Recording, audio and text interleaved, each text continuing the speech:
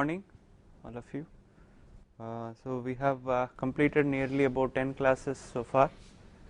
I hope most of you are following what is happening in all these 10 classes, and I think the first tutorial is due on 14th of this month, and I will also most likely early next week upload the second tutorial on similarity solutions. Okay, so most likely we will complete the similarity solutions in the next couple of classes and start the integral analysis for external flows. Okay, so we have quite a few topics to cover, so I have to move a little bit fast, and I hope your earlier knowledge of fluid mechanics will help you in covering all the things that we won't be discussing here. Okay, so let us continue with the Falkner scan similarity solutions that we had derived yesterday. These are for flows with pressure gradient.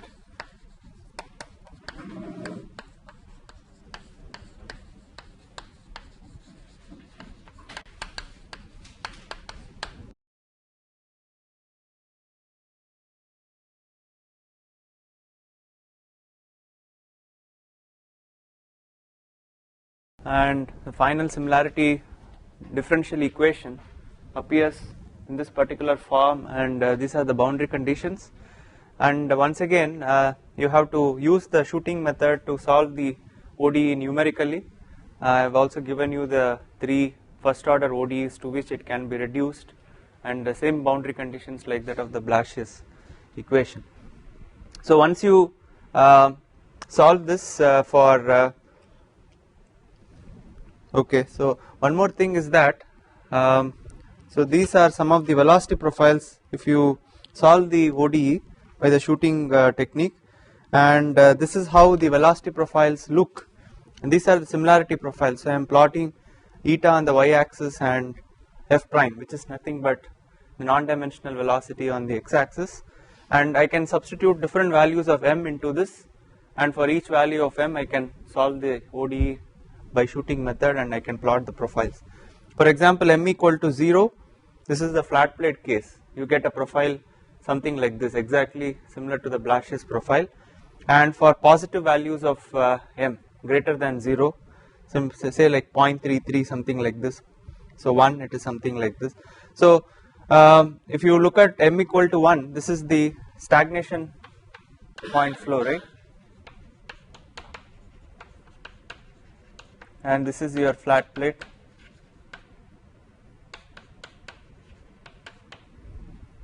Alright,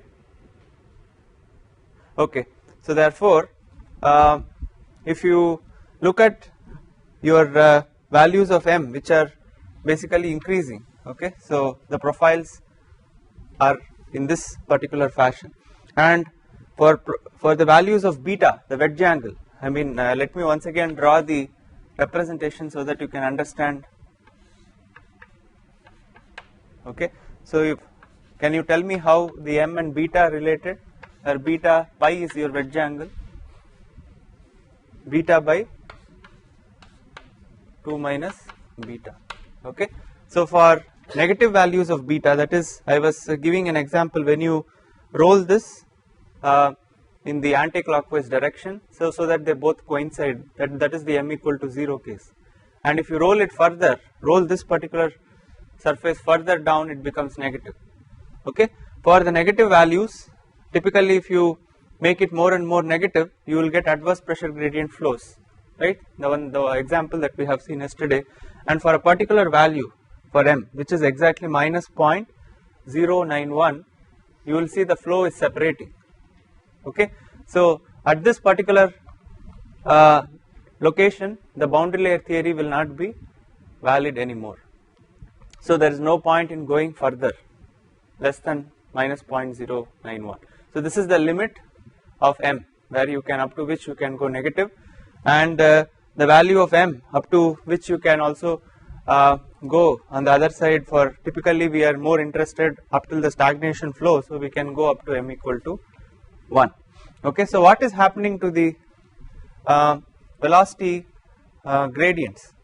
So typically if you want to calculate say du by d eta, as you keep increasing your m, what is happening to du by d eta? Is smaller? So typically if you are saying, okay, so I say this is my eta range, okay, if you compare 0.32, so this is my change here, okay, this if I look at f for these values, so in which case your gradient is higher, whether is it for 0.32 or whether it is for, so here in this case your eta values are, this is your d eta here for this value of df prime, and this is your d eta here,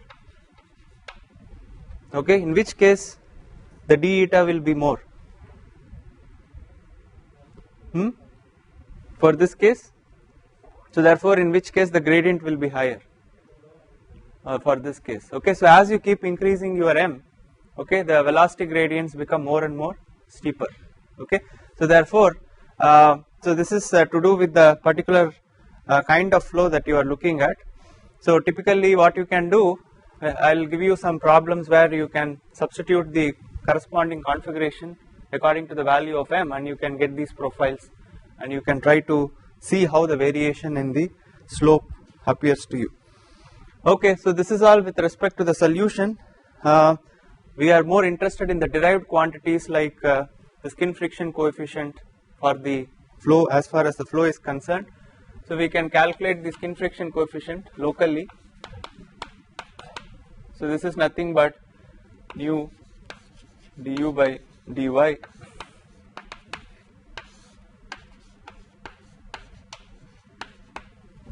okay. Now if you substitute everything in terms of the similarity variables, so you will be getting an expression which is like this in terms of f and eta,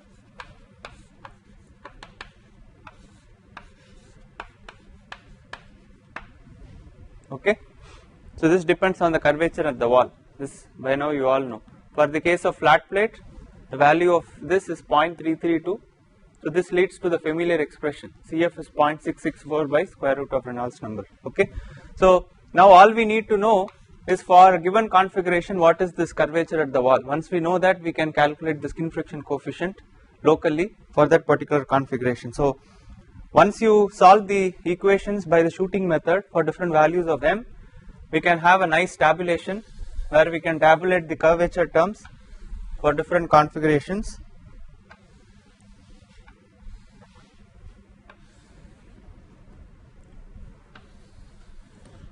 So for the value of beta, this is the value of m, and this is d square f by d eta square at eta equal to 0, and this is the particular configuration or case that it corresponds to.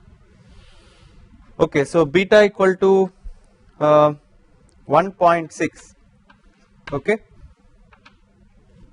So 1.6 times pi, so you will find that this is something like this, okay, or maybe you can say it becomes like this. You have a flow which is like this, right? It's much more than 1, so it's much more than, so your wedge angle is more than pi, alright. So in this particular case you can have flows like this, and the corresponding value of m will be equal to 5 if you substitute into this expression, okay. If you compute the slope, the curvature at the surface, this will be 2.6344 exactly. In fact, you can do it, in fact I will give you an exercise where you can do it and compare with these values, okay, you should be getting the same values. And now the case of beta equal to 1, m equal to 1 and 1.2326, what is this case? Stagnation flow. Alright, so beta is 0.5, m is 1 over 3, and the corresponding value is 0.75746. Beta equal to 0, m equal to 0. What will be the value? 0.332. this is the flat plate, and point 0.14, the corresponding value of m will be minus 0.0654, and the corresponding value is 0.16372, okay, and finally minus 0.1988, okay. Corresponding value of m, can you guess what is the corresponding value of m? Minus 0.091, okay, that is this particular case that we have.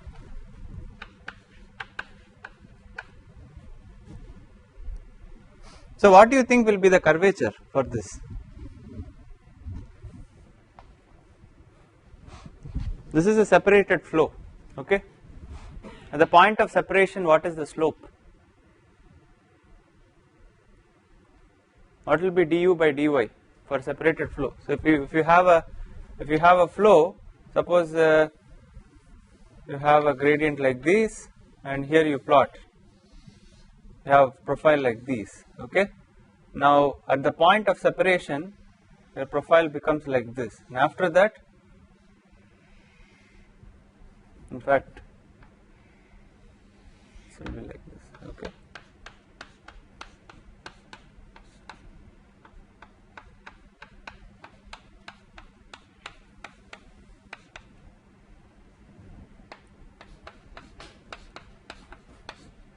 So this is dp by dx greater than 0, okay. This is separation point, this is separated flow. So you can visualize the flow coming like this and at this point detaching, and then you have a nice big separation bubble here, okay. So how do you check that flow has separated or it's about to separate? Huh? What is that? Not curvature. First you go to the first derivative before you go to second derivative. Huh? Du by dy for the separate, for a condition. What is the condition for separated flow?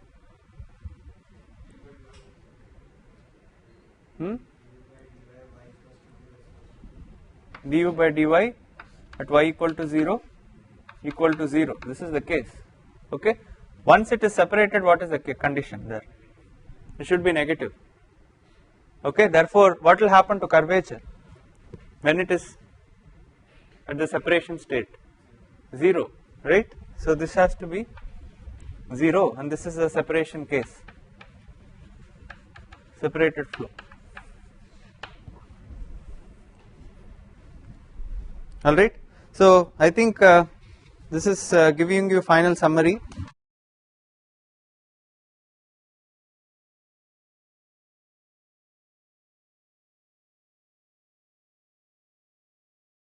And special case where we can apply the stagnation flow.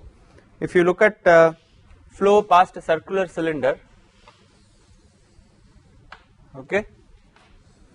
So this is your radii r, and this is your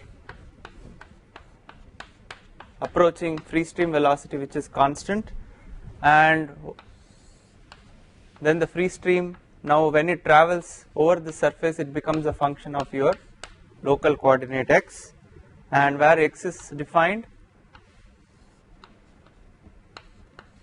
in this particular fashion, okay.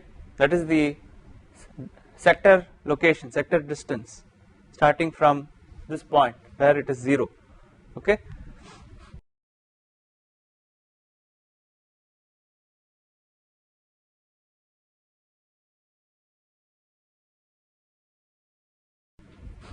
So if you look at the case of flow past the circular cylinder, from the potential flow theory, you can actually calculate how the u infinity is varying locally, okay. So the profile is given. I think you must have studied this in your incompressible flow course. So u infinity by u, any guess how it varies? If you go along the periphery or the circumference of the particular cylinder, how does the local free stream vary? what is the value of velocity here? It has to be 0. And where does it reach maximum? Where your theta equal to pi by 2, okay, and x is equal to r theta basically. So x by r should be equal to pi by 2. At that location it becomes the maximum, okay. So it should be a sinusoidal variation, okay. Only you have sin 0 is 0, sin pi by 2 is 1. So if you say u infinity x by u infinity, it has to be a sign variation, and what should be the variable? X by r.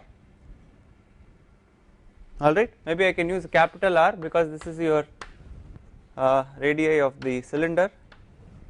And what factor should come here? At x by r equal to pi by 2, this will become 1. Does u infinity become u infinity there?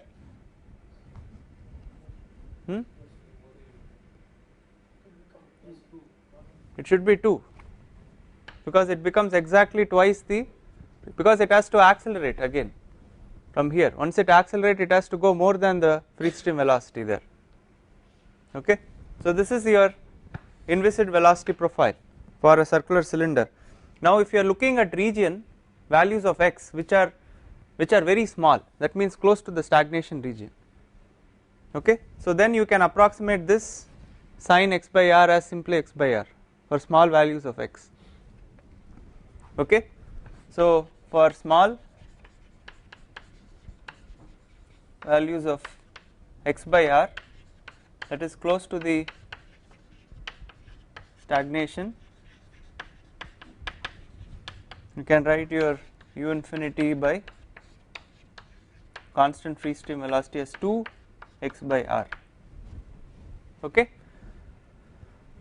So therefore if you compare this with your Falkner scan form of velocity profile, which is like something like u infinity of x is c x power m.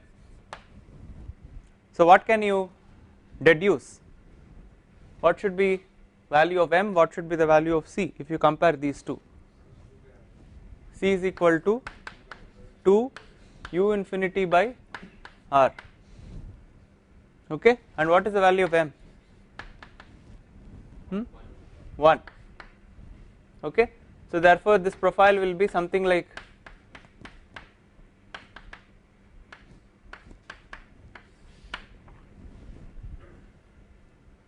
okay. So what kind of flow does it mean? Stagnation point flow, okay. So when you are looking at region close to the stagnation, even for a curved surface like cylinder, okay, you can approximate the flow pattern to be similar to the stagnation point flow, for which we have already calculated the profiles and the curvature at the wall, okay. So this is a very important thing. So it does not limit, the Falkner scan solution does not mean it is only applied to a wedge configuration like this, it can even apply to any stagnation flow, even for a bluff body like this, it does not need to have a sharp corner, okay, provided you are looking at only region close to the stagnation region. So if you simply use c equal to 2 infinity by r, so this is nothing but the stagnation flow, okay. The same solution will hold for the cylinder also as well.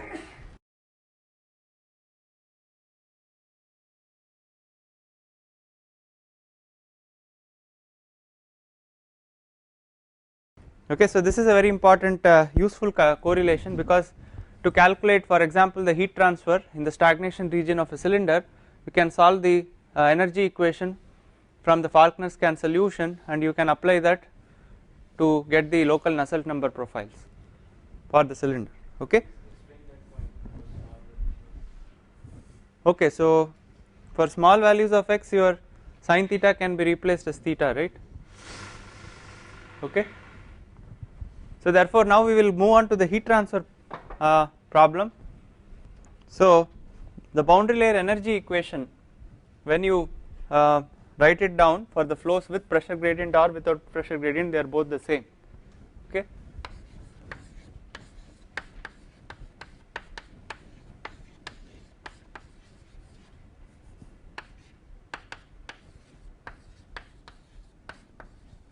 So without the viscous dissipation term, this is your energy equation where your theta is defined how?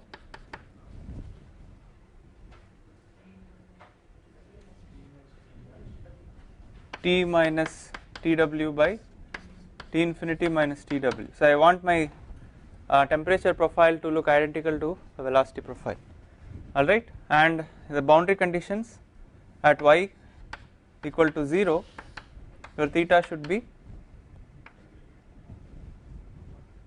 it should be 0. Okay, if I had defined my theta this way, okay, it has to be similar to the velocity profile, right? So at y going to infinity, theta should be 1. Okay. Now what I can do from the definition of the similarity variable that I use, also from the definition of stream function, which is a function of the similarity variable, I can plug in for u, v, convert all x and y in terms of eta.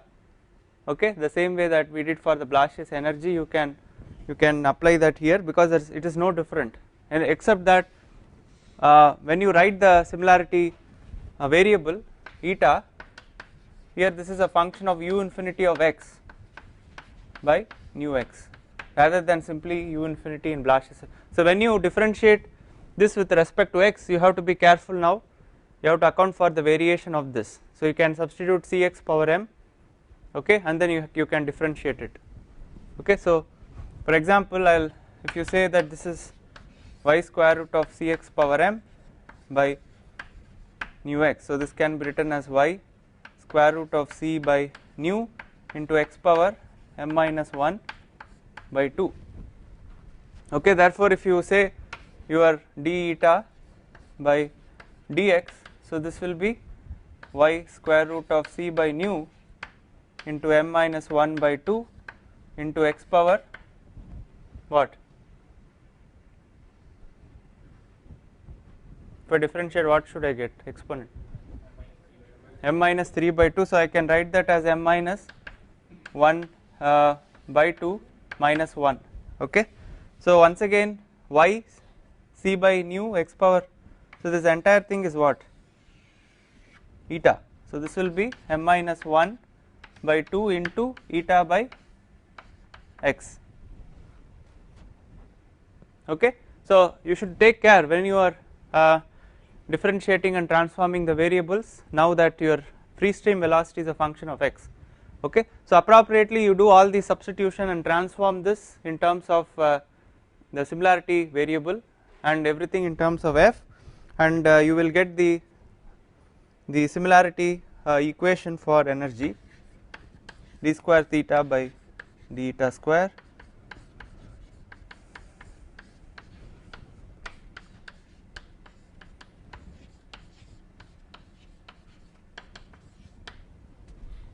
okay. So this is your energy equation.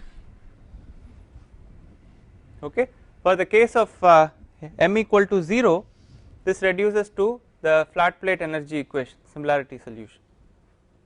Okay, so additionally here you have m plus 1 by 2 because of the factor of m which comes in the free stream velocity. Okay, if you substitute all of that, you will definitely be able to reduce this. And the boundary conditions as eta going to 0, theta equal to 0, eta going to infinity, theta equal to 1. All right.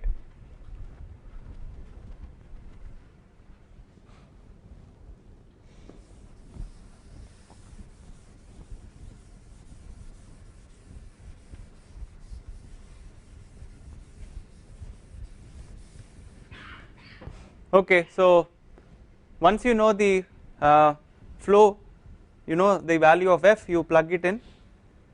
For a corresponding value of m, you can solve this once again by shooting method, okay, the same way that we have been doing, and you can get the profiles for theta as a function of eta. Alright, so the same procedure repeats here. Now what I am going to give is just the way we tabulated the curvature at the wall for the velocity profiles. I am going to give you, once you substitute and get the values, you can get the slope of the temperature at the wall for different values of m. Okay, for different configurations how does it look, because this is required to calculate the Nusselt number. Nusselt number depends upon the temperature slope at the wall.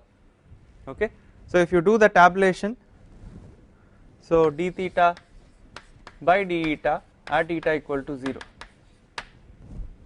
Okay, so m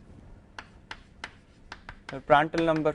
Now you should realize the temperature profiles are now function of your velocity profile, your Prandtl number and your m. Okay, so for a given value of m, you know the velocity profile, put that function, the value of m and also the Prandtl number which you want to calculate. So both of all the three have to be simultaneously fixed. Of course, if you fix your m, you fix your f also. Okay, and also you have to decide which Prandtl number you are calculating. So you can tabulate this for different values of Prandtl number.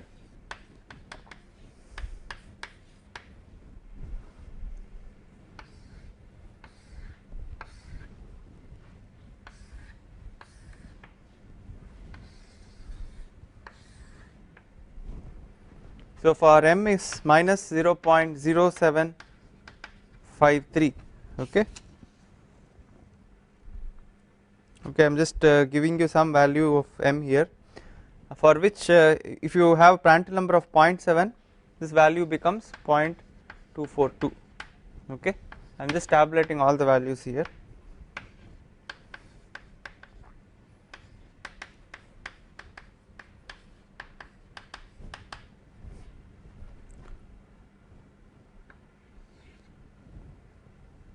Okay, so anybody remember now value of m equal to 0 flat plate, what should be the value at Prandtl number 0.7? Probably I must have yeah, I think you can calculate and tell me what should be the value of d theta by d eta for Prandtl number 0.7. Okay, so for Prandtl number of 1, what should be the value?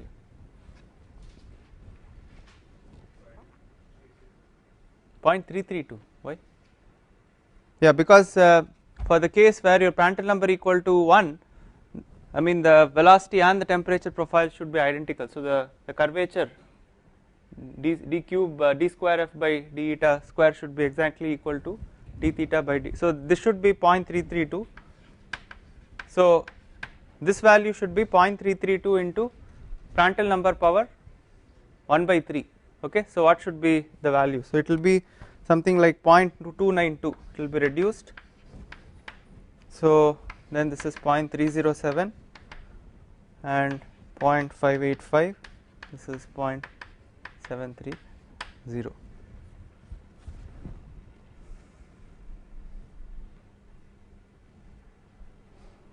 So on.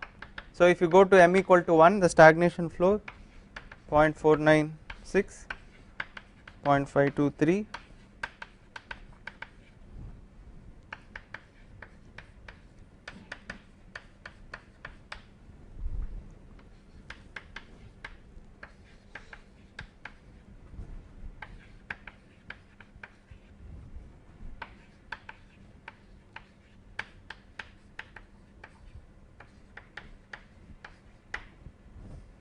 okay. So these are some kind of values. I am just giving you this because tomorrow when I ask you to compute using the shooting method, you should be able to match with these tabulated values. Alright. So why we are calculating the slope? Okay. So because we finally are interested in the heat transfer coefficient and Nusselt number.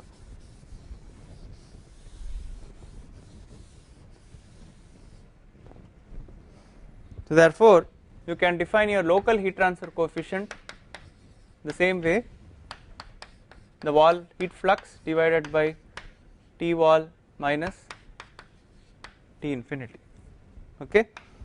If you substitute for minus k dt by dy at y equal to 0 and write in terms of d theta by d eta, you should get k T wall minus T infinity into. So you can write your dt by dy as d theta by d eta at eta equal to 0 into d eta by dy. okay, which is nothing but square root of u infinity by nu x divided by t wall minus t infinity.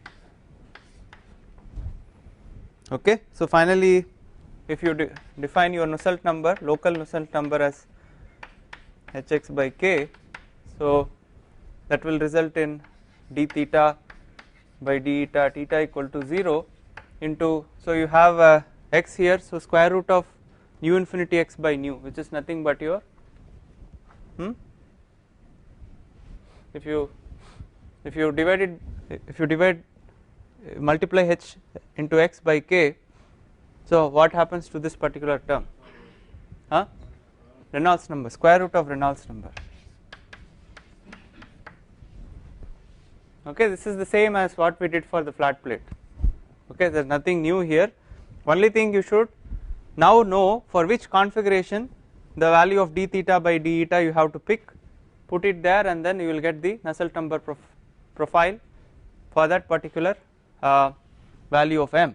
Okay, and also now it is a function of Prandtl number. So you may have to fit a curve as a function of Prandtl number, and you should bring the Prandtl number dependence. Okay, now for the stagnation point flow, if you are interested in values of Prandtl number about 1, okay, that is something in this particular region right here, okay, you can in fact fit a curve to the values of d theta by d eta in this Prandtl number regime close to 1, and you will get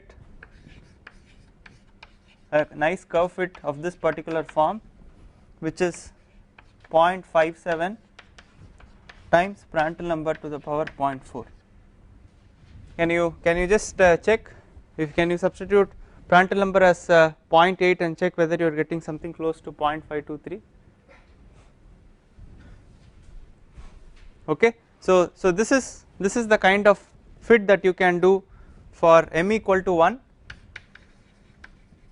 around Prandtl number close to 1. Okay, so you are not saying here Prandtl number is exactly 1, it has some Prandtl number dependence, but I mean the dependence is relatively kind of similar, you know, you have about 0.5 to 0.57 variation here. Okay, so therefore if you substitute for that, so your d theta by d eta is a function of Prandtl number. Now this becomes 0.57 into Rex power half Prandtl number to the power 0.4. So this is the case for m equal to 1, Prandtl number close to 1. Okay, so this is the local variation that you find for the stagnation point flow case. Of course, you know the variation with respect to Prandtl number for m equal to 0. Polhausen already did that. He did the curve fit for different values of Prandtl number, small Prandtl numbers, intermediate and large, and you can use those values. Okay, does it make sense?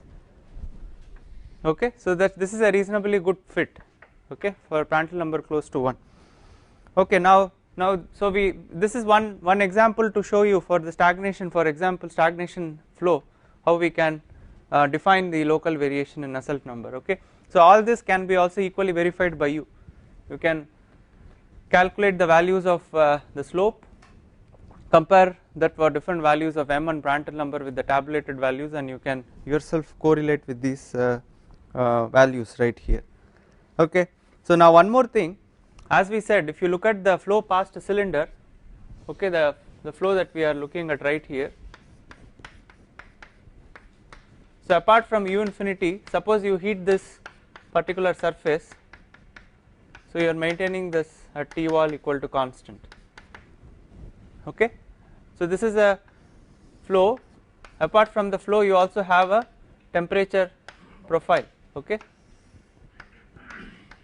now this u infinity is a function of x here, whereas still it is having some temperature T infinity.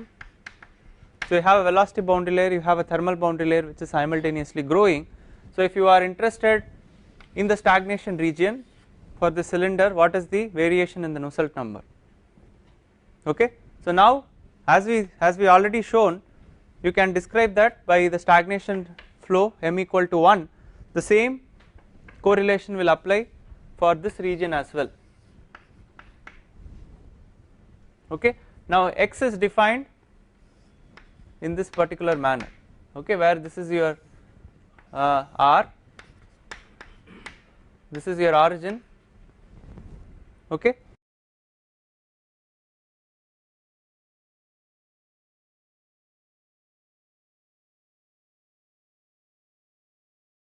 So now it is not so convenient to operate in terms of local x for a cylinder and sphere. What is a more convenient characteristic length instead of x? Diameter, okay. So usually when you talk about cylinder, flow path circular cylinder, the characteristic length that is chosen is the radius or diameter of the cylinder, okay. So therefore we can transform your local x into terms of r, similarly in the Reynolds number also, and we can define a Reynolds number based on the characteristic length which is the radius of the cylinder, okay. So if you do the transformation, so you already know, so how do you do this transformation? You already know that your Rex is defined based on u infinity x into x by nu. So this is the definition of your local Reynolds number right now. So where you are defining based on your local velocity. Yeah, that's how we have to transform. We'll see how we will transform it, okay. So now you can replace this as you can write this as 2 u infinity, you can write your u infinity in terms of u infinity of x in terms of 2 u infinity x by r. So this is your local velocity profile related to the free stream velocity profile for the stagnation region, okay. So you can substitute for u infinity in terms of the constant free stream velocity x and r, okay. If you do that, this will be x by r into x by nu, okay. So now what I can do is I can multiply and divide by r, so I can say that this is r and there will be an x square by r square, okay. So therefore this is how my local Reynolds number is related to. Now I can define this as my Reynolds number based on the radius of the cylinder, okay, which is nothing but u infinity r by nu. This is the constant free stream velocity, okay, and the characteristic dimension is the radius. So now I have transformed from the local velocity and the local coordinate, I have transformed that to constant velocity and a fixed coordinate, okay.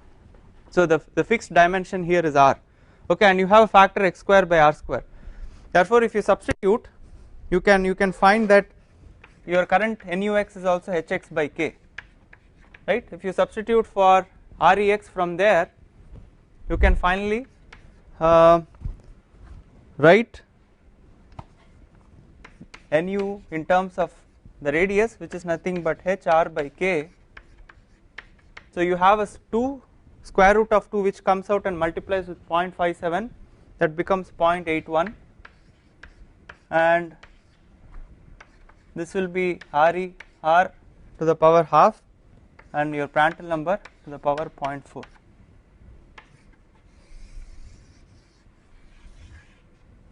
Okay, so this is what you finally get in terms of fixed dimensions r, and so this is the expression for the cylinder when you look at the stagnation flow, okay. So in terms of the cylindrical dimensions, okay. So you can simply transform from your local coordinate to the cylinder's fixed dimensions, which is basically the radius, Okay, the same way you can also do that for sphere. Okay, for the case of 3-dimensional wedge flows. Okay, now whatever we were discussing so far are two-dimensional wedge flows. The same two-dimensional wedge flows can be transformed using what is called as a Mangler's transformation. Okay.